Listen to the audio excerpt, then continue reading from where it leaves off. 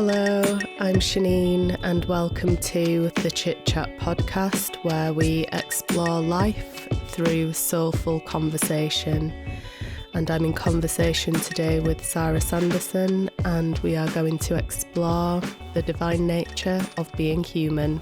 I hope you enjoy it. Hello and welcome to the Chit Chat podcast, and I'm joined today by an absolutely gorgeous guest, Sara Sanderson, and I'm going to ask her some questions about her life, her work, what she does for a living, how she lives her life, and we're just going to see where the conversation goes today. I feel really excited about having you on the show, Sara. I really appreciate you taking the time to be here. Thank you. I'm excited. It's lovely to see you. We've not connected for quite a while now, have we, in this way?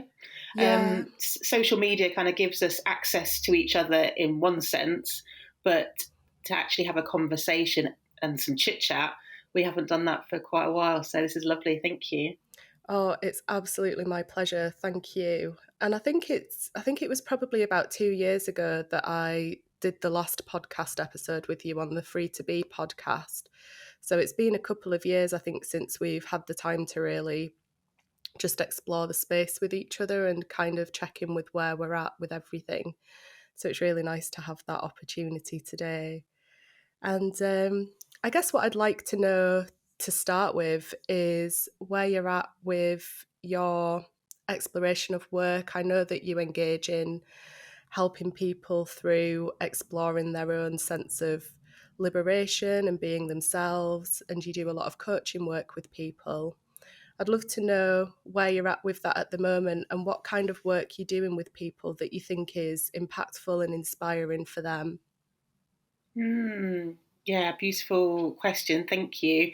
At the moment, in terms of how many people I'm supporting through soul liberation and soul guidance, it's not that many. I definitely have capacity for more, and maybe we'll touch on some of the things that I've noticed around what's happening there. But in terms of what I do, what I feel is my gift is one of being a seer. So supporting people to see their innate qualities, the essence of who they are, what their gifts are, and also for when people are at a crossroads and not sure which way to go, to help illuminate their own path and give them some guidance basically on what would make sense for their next step. Sometimes even if it's not logical sense, but what is in their heart, what's soul aligned for them to do next. So it really is all about getting back in touch with who you are, being connected with the earth, with Mother Earth, the Mother Earth's wisdom, and really feeling rooted, belonging at home with yourself, within yourself, and then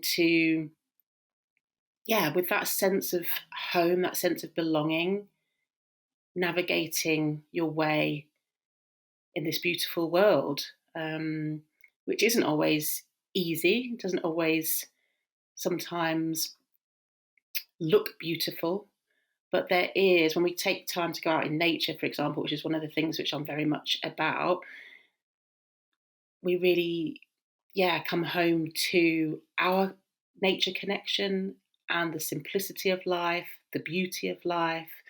And yes, like I said, it does have challenges. Even in nature, you can see that there are challenges, but there's also this cycle going on and this perfection. And when we can relax into that and go with the flow, ride the wave, rather than trying to fight against, that seems to be the place of liberation, freedom, and actually even more capacity then to create our heart's desires. Sometimes if we're trying, that seems to have a counter effect of actually getting what we want. So practically, I work with an organisation called Waking the Wild, and I have done for a few years now. It was founded by Jonathan Wilkinson and Leanne Brooke Tyler, and that is all. Basically, I was soul aligned to work with them because Waking the Wild is all about reclaiming our wildness and then actualizing our gifts and being able to feel fulfilled in this life that we're living and die complete is literally what they say in their kind of strap line for what they're all about. And I think we all want to have this sense of feeling that we came here, did something, were something, meant something, and feel that we can die complete. And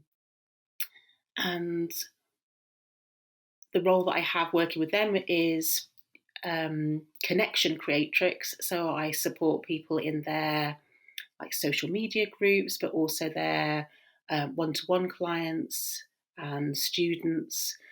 So there is, I suppose, like a dark mother figure. My medicine name, which came to me through working with Waking the Wild. I was a participant myself first before working with them. And my medicine name is Noir, Opulent Dark Queen. And often I say Noir, Opulent Dark African Queen as well, because I'm really finding a connection with my ancestral roots, even though I don't know about them other than DNA.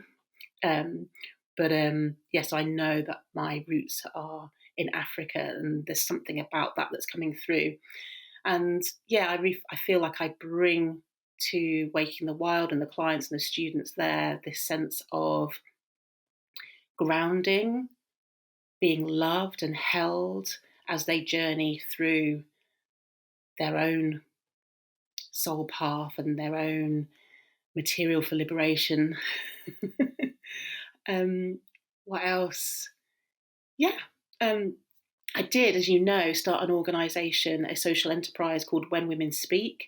And again, that was very much rooted in this calling of the Mother Earth's wisdom for us to know who we are and express ourselves and to really recognise what we're capable of and notice where we limit ourselves, where we hold back, and gently, slowly move beyond that and express ourselves fully. And in regards to that organisation, it's been on hold since 2020, is it? Yeah, so I still am waiting for spirit, that guidance to know what to do next with that. So I think I've been waffling on for far too long now. I wouldn't say that. I think you've shared some absolutely beautiful insights and a perspective that I can completely understand and relate to, and absolutely love what you say about finding that sense of grounding within ourselves, that sense of being held and nurtured by the earth, by life, that we're completely held and loved and supported. And from that place of being held, nurtured, supported, and loved, we can just freely express the essence of who we are and express our own inner light and love out into the world. And I think you touched on dying complete. And I feel that that is the essence of dying complete, of being able to know that you were here, you were alive, you had the opportunity to express yourself freely, be of service, having impact in whatever way feels successful and significant for you. And then, that for me, I could die happy knowing that. And I love that that's what you help to guide and support people to find for themselves, because I think that's the true essence of happiness and of feeling just, complete and loved and whole. I also love the sound of the work that you do with Wake in the Wild. It sounds like you found your path of creativity and expression in that organisation. And what I'd love to do, if you can send me some links to how people could connect with that organisation or connect with you through that organisation, I'd love to attach those to the transcript of the podcast or to the show notes. That would be really great, so that people know how to reach out to you. And Definitely. thank you. And yeah, I can relate to that feeling of not knowing where to take when women speak as well. So when I first got the idea of doing this podcast, it was after about a year or so of really trying to find the motivation and inspiration to kind of revitalize the old podcast that I was doing, the Free to Be podcast, because I felt like there was so much that was shared in that was really helpful and useful for people, and I really enjoyed doing it, but I just could not find the desire in my heart to do it. And so I kind of sat on it for ages, and then I just realized I had to create something new. And I think sometimes you do just get, I mean, you know within yourself what you want to do. And I think one of the beautiful things that we can do as creators is just hold that space for ourselves to know that the right thing will come when it's time. And that we can just hold on to things that we've created in the past. And if the energy and the desire to want to reinvigorate it and recreate it comes, we've got the freedom to do that, but also we can just hold it in a really nurturing, loving space until that time comes. And so it's lovely that you're really honouring that you kind of really appreciate what you have created in the past, but also recognising that at the moment it's you're just holding it kind of with love and appreciation and gratitude, but also allowing yourself the freedom to explore your heart's desire at the same time as well. And I think that kind of leads me to wanting to ask about if you're open to sharing your inner journey of how you got to a place within yourself where you felt able to not only express yourself in that way of being able to freely articulate your heart and soul, but also how you felt able to find the grounding to offer that to others as well. I'd love to hear your personal journey of getting to that space and place within yourself. Yeah, thank you. And thank you so much for summarising so beautifully what I was sharing. Because, sometimes when you speak, you're hearing it fresh for yourself, and having it reflected back is, just such a gift. So thank you for telling me all that I'm involved in. That's absolutely fine. I feel like that's my role in this position. and a role that you do extremely well. So thank you. Thank you. And in regards to my journey, my goodness, I'll try not to make it too long, because obviously our journeys are so complex and multi-layered. But I suppose what I'd like to express now in this conversation is I started from a place of feeling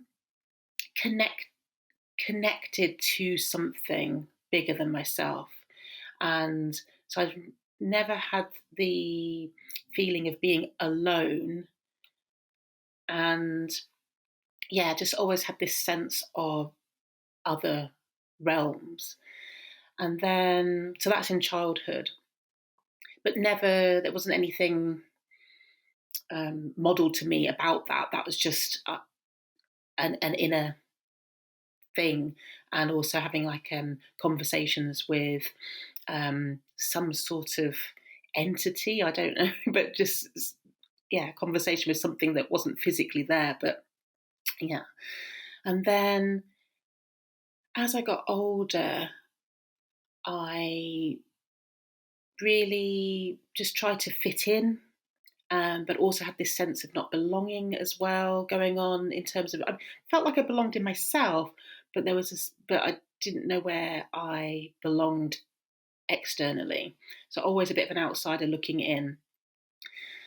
Then I came across The Power of Now by Eckhart Tolle, and that was brilliant because it really helped me recognize, there's other people that see the world like I do. And it just gave a real anchor or an affirmation of what I was experiencing, and then opened up the portal to kind of like, okay, so other people think this way, feel this way, so they're out there. So let me be receptive and open to finding my people. And and a beautiful woman, Rebecca, was Morton at the time, Rebecca Weeks now. She came into my life and is a high priestess and delivered lots of beautiful workshops around. So it's called Goddess Within at the time. And I didn't really understand it as such, but I felt it, very much felt it. And some of the experiences I had on those workshops were just out of this world, mind blowing. But there was still something I wasn't quite seeing, I guess. And it wasn't until my journey took me into a focus more on ascension, and really recognizing that who I thought I was just an illusion, a creation of mind that, as humans, we our psyche kind of naturally it does that. Otherwise, we'd be kind of like blasted open to spirit all the time. This I don't know what would we be doing. I think in our last conversation we might have said we'd be like blancmange. I don't know. So this ability that we have of being able to be divinity, but also be this sort of fractal, this have this individualization, enables us to do stuff on the earth, in the world, to create and what have you. But what can innocently happen is we identify solely with that individual and identify with the personality of that sort of character and think that that is who we are. So we end up thinking that we are all of the conditioning, all of the beliefs, all of the trauma. We kind of end up identifying with all of that as this solid persona, and in that have limitation, can have a sense of lack, and yet there's this yearning, this longing for more, because we are more. We're not just that. That's just part of being human, but we are also divinity. We are also life itself. And I did an excellent thing last night, and it is part of our this month. We're recording this in June, and this month we've got at Waking the Wild, we're doing body-led movement.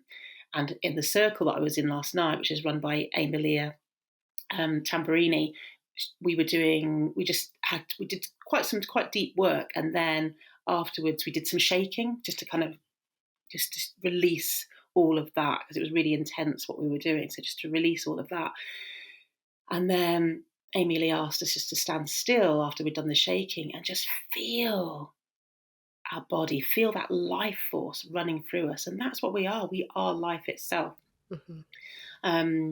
So my journey took me from being connected with the earth, knowing that there were other realms, and then really off into the kind of heavens of I'm divine and nothing else matters. And then I've come back to, with the guidance of Waking the Wild, come back to my roots of connecting again with the earth, with the land where I live, with Mother Earth, and the wisdom there, so that I can be this bridge between earth and the heavens. I can be a goddess roaming the earth. And that's something that I've said prior to even meeting Waking the Wild is that's kind of like how I felt that I wanted to be, as ridiculous as it might sound, or grandiose as it might sound, being a goddess roaming the earth. But that was the feeling that I had, and that's still the feeling that I have, and feels like my path, which I'm ever deepening into and slowly, gently walking. Sometimes not as fast as I would like. Um, but yeah, I feel that that's who I am. And for anyone else that has that sense of wanting to be a god or goddess roaming the earth, you know, yeah, I hear you. Yeah, that's the kind of work that you do, I guess, allowing people to have the space and time to really come back to the recognition of who they are. And I don't think it's grandiose at all to think of yourself as a goddess roaming the earth, because it's not grandiose, it's true. I agree with you completely that we are the essence of divinity and life itself, and at the same time, these fragile, vulnerable human beings. And it sounds like your journey has been a realization that there was something more than what you had seen before, kind of acknowledging that there was something more than your individual self, your personal thoughts and feelings, and then kind of really exploring what that was, really kind of exploring that divine space, that spiritual space.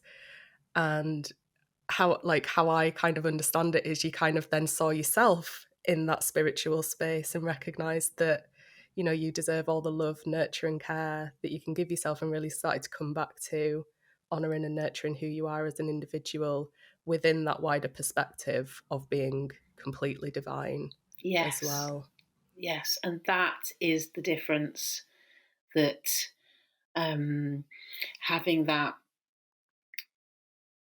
wider, that different perspective, that the kind of the lens, excuse me, through which we see the world, being one of, yes, I am divine, and yes, I am human, and that um, we are nature. Having that lens just makes all the difference. Absolutely. I completely agree. And in my individual journey, I can relate to so much of what you've experienced from my own perspective. I think I came to realize that there was this divine energy and there was this divine space. And how I've come to understand it is that that's the soul of life. Like that's the soil from which all life emerges, from which all life grows. And how I see myself as an individual is like a plant that grows from that soil. And, you know, I have my own individual qualities, I have my own personal thoughts and feelings and emotions, and I can kind of embrace and honour that. But it's kind of held within this wider sense of the kind of clarity and the space of life as a whole. And it's a wonderful place to be, I think, because you can let go of caring as much about your thoughts and feelings in a sense that they need to be heard and understood by other people. There's less demanding from me now. You know, I acknowledge that I have thoughts and emotions and feelings, and I honour those within myself, but I no longer expect life as a whole to kind of honour and respect my own personal thoughts and feelings. It feels quite liberating to just be able to be who I am, but also acknowledge this wider perspective of everybody who exists has this individual experience of a body, thoughts, and feelings. And we're all just doing our best to get by and kind of understand ourselves and each other. And yeah, it's a really nice place to get to when you can find that sense of peace and of feeling held and loved and nurtured and cared for, but it doesn't have to come from outside of you. Yes, and one piece I didn't touch on in sharing about my journey, but is very key, and you're pointing to it for me now, is that inner child work where we parent ourselves. So yes, we don't need external validation or people to agree with us and things like that, so long as within ourselves we are honoring, hearing ourselves, nurturing that inner child, because all of those thoughts, feelings, the repeated patterns would have been generated in those formative years from sort of, birth to maybe sort of 7 up to 10 maybe. So that collection of thoughts, feelings that sort of created our psyche is still held within. And it's our role as the adult to nurture that inner child, nurture, not dismiss it, not ignore it. And when our needs are met from within, oh my goodness, it's such a game changer. Absolutely. And it reminds me of what you were saying earlier about your role as the dark mother in other people's lives, but it sounds like you've had to be that for yourself as well in order to be able to be that for others, of really honouring your own experience, your own thoughts, feelings and emotions, really holding the space for those and nurturing yourself within those experiences, and then allowing yourself to stand in that space for other people as well, so they can learn how to do that for themselves. It's such a beautiful way of giving, I think. And that is, in my mind, the essence of what a goddess is. It's like you find the gifts of life within yourself, and then you openly express and give those to others. And that would be the work that I feel quite aligned with at the moment as well, is really finding the essence of life and love and happiness and joy, and then finding where I can express that out and where I can share that and give that. And yeah, it's so wonderful that you found that. So I'm interested to know now how you, I want to say balance, I don't know if balance is the right word, but how you, I'm going to use the word balance because I can't think of anything else, but how you balance that understanding of spirituality and divinity, and also have a practical life at the same time as well. You have children, you have a husband, you have other practical things to do in your everyday life. So how do you balance that understanding of being this divine human being, this goddess that walks the earth, and also have to manage kind of day-to-day activities? Like, how do you approach that? I love that question. And what first came to mind, and I'm probably going to butcher it, but it's like that. Is it a Chinese proverb where it's about? Would it be? No, it wouldn't be. It would be Buddhist, wouldn't it? About before enlightenment, chop wood, carry water. After enlightenment, chop wood, carry water. It's like nothing has changed, yet everything has changed. Yes. So really, it is only the perception, the lens through which you see the world that changes, but the actual day-to-day responsibility will remain the same. How you carry out your day-to-day responsibility may also change in light of the new lens that you see the world. So you might find that the way you care for your body has changed, the way you deal with things around the home have changed, or parenting changes. But ultimately, life carries on in exactly the same way, but it's you seeing things differently that has changed, which, as I say, can have a knock-on effect with your own habits, behaviours. What I'm finding is, even though I know a lot, I suppose, intellectually about spirit, and also have had these amazing experiences with spirituality, I still can resist the embodiment part. And unless you are living what you know to be true, what you know in your bones, but unless you're living it as well, then it can look like things aren't changing practically, because having knowledge of something and applying that knowledge, or kind of embodying that knowledge, I should say, are two different things. Sometimes, like, I think I've stopped saying it now, but I used to regularly say, "But I know this. I know, like I know this. I know all this." Yeah. And it's not just about knowing it; it is choosing in each moment to live it, embody it, and live it. So if I'm a goddess roaming the earth, then then what does that look like? How do I be? If I'm a goddess, how do I be? How do I treat myself? What are my interactions with other people? How do I care for my children? How am I intimate with my husband? What, as a goddess, how would a goddess be?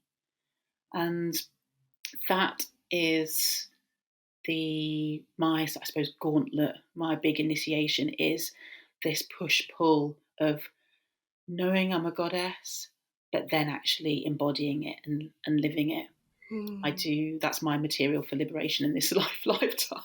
Yeah, absolutely. It's like finding how that energy and essence comes through you as an individual, because that's where it's unique, and the divine essence of spirit is universal. It's the same for everybody, but the expression of it through us as individuals is where we find the diversity and the uniqueness. So I guess, yeah, finding how you as an individual express the essence of being a goddess, the essence of divinity that you are through yourself in your everyday life, is the work. I think I would call that Yes. the work. It is the work of liberation, isn't it? Like, how am I going to allow this to come through me? And I love what you said about it's the lens that changes.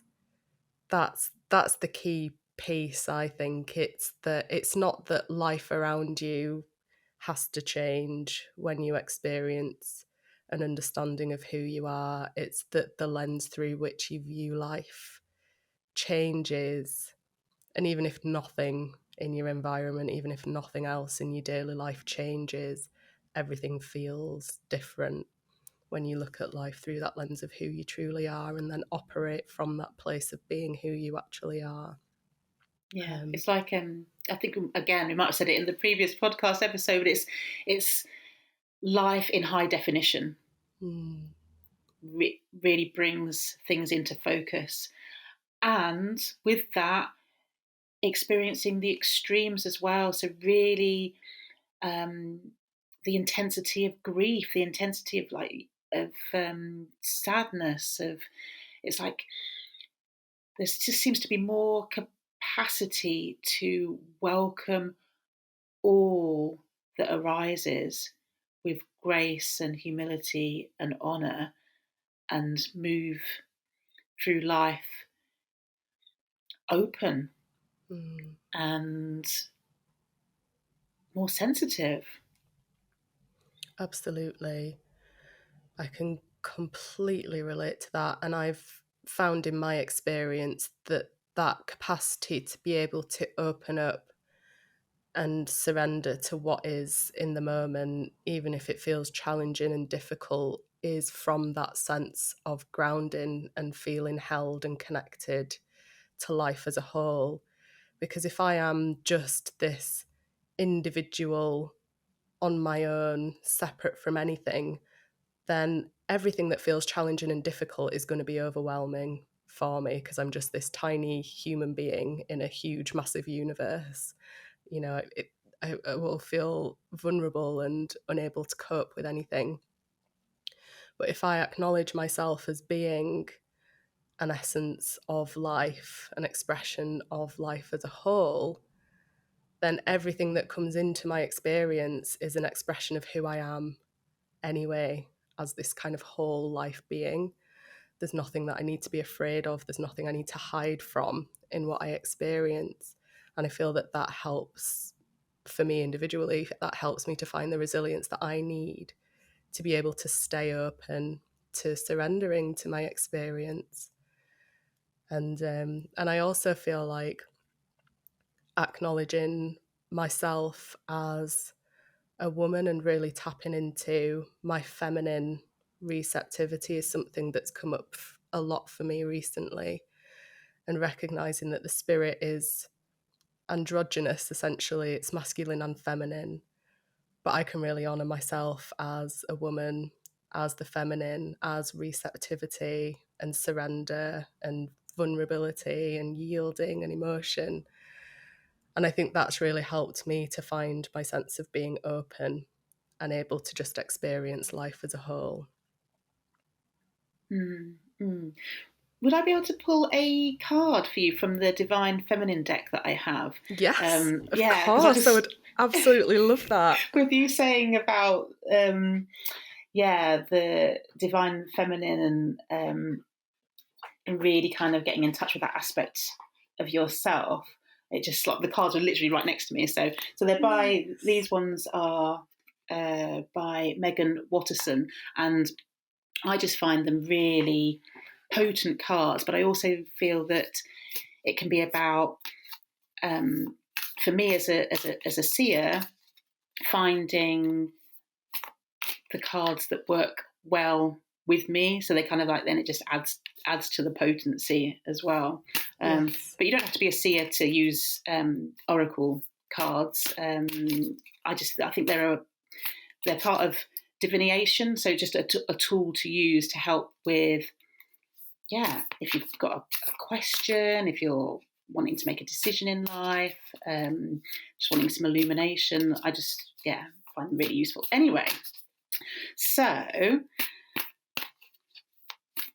perhaps I feel really excited.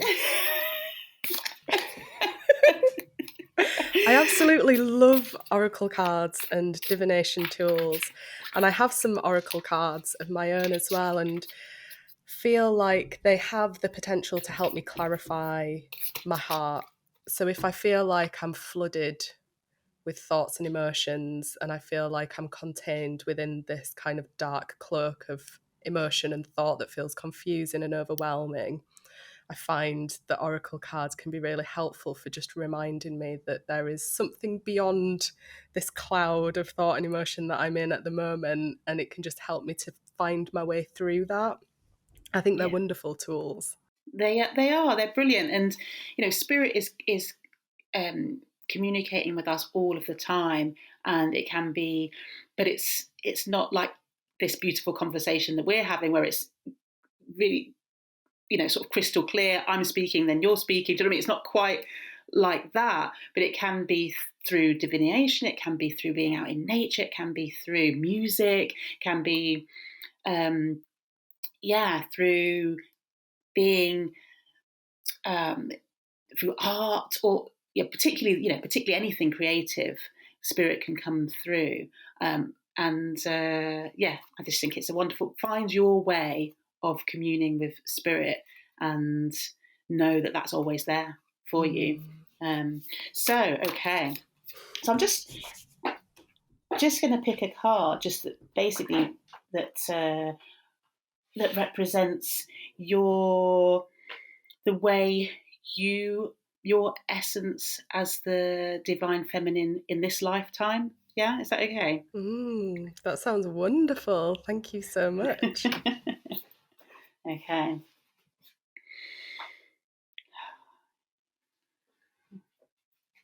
Now I'm feeling the pressure of such a big. Oh. Okay. Oh, interesting. So, typically it's a name that I'm not sure how to pronounce. So, Thecla, is that? Thecla. Okay. I'll show you that card for those watching on video. Maybe you could put a picture of it with the show notes. I will do. But basically, her message is she's the why is it God? I can't read it. That's the humorous spirit, isn't it? Right there. Absolutely. Right. You try to have like a deep, meaningful, spiritual moment, and of course there's going to be funny things that happen. The prophetess of true power. So I call my power back from all times and all places. I am my own. So that's the essence of love that of you that's come through. I will that's this particular deck. They have some like messages, sort of like, where is this goddess actually from? You know, in history and mythology. So I will afterwards. I will let you know. Oh, but, thank you. That would be lovely. It feels like such a powerful card, doesn't it? And I feel like it relates completely to where I'm at the moment. I feel like I am just embodying myself as a woman in this life, really bringing everything that I've got into this present moment and being as whole and complete as I can be here now. So that's really wonderful and powerful to have that reflected back. Thank you. You're welcome. And it also to me speaks of, yes, you're being all you can be in this lifetime, and there are people behind you cheering you on. So it's like you get to reclaim your power here and now, and you're doing it for so many others as well. Oh, I love that. That feels beautiful. That feels really nice in my heart and soul. Because I think that's ultimately what I think that I want to express in this life, is the recognition that I'm kind of happy in my own being, but I also want to share that happiness and love with others, and for that to feel impactful for them and to help them awaken to their inner light and love. So knowing that, or feeling that I can be myself and also have that support to be myself in this life is really lovely. Thank you so much. And I really appreciate you taking the time to be here with me today in the podcast and to share your mind, heart and soul so openly.